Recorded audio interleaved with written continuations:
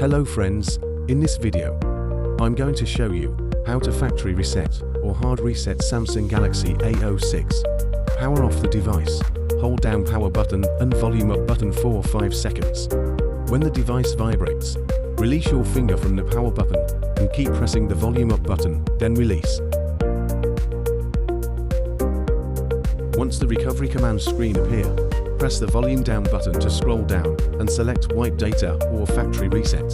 Then press the power button to accept. Data reset warning message will appear. Press volume down button, select factory data reset and press power button to accept. Data reset successfully.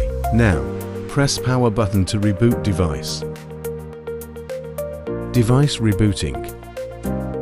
Yep, so friends, you can use this method if you forgot your password and can't get access to your device. Hope this video helps. Please like, subscribe, and tap the bell icon. Thanks for watching.